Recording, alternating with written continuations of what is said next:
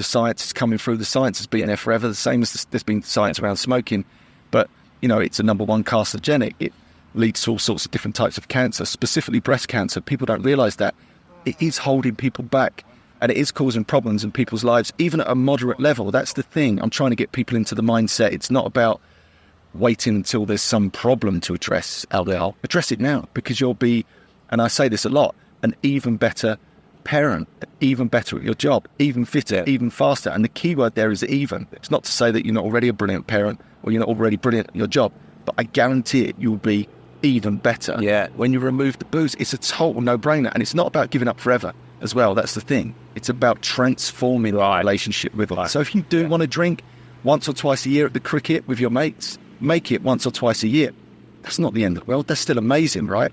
Where the problem kicks in is when people are just drinking sort of mindlessly for every celebration, commiseration, day that ends in Y, because that's sort of what they do. But if you're tactical with it, why not? Transform your relationship. And if you feel amazing, keep going.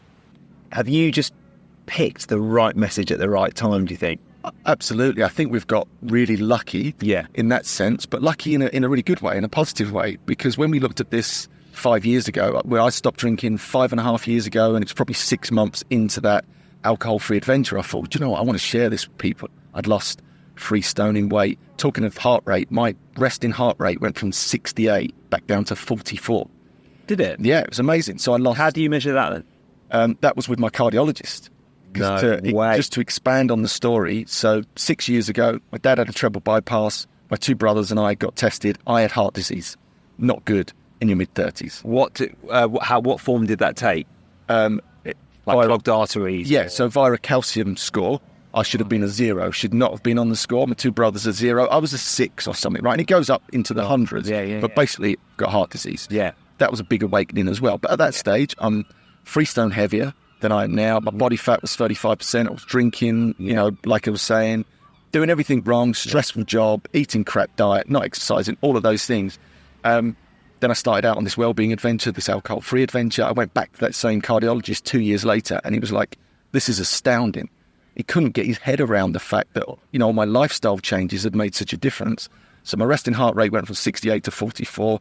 I lost 3 stone. My body fat was below 10%. And then the really cool part, he went, your heart disease? He went, you've stopped it in its tracks. And then it got better. He went, look, we were so interested by your results. We've taken a closer look. It looks as though you've reversed your heart disease.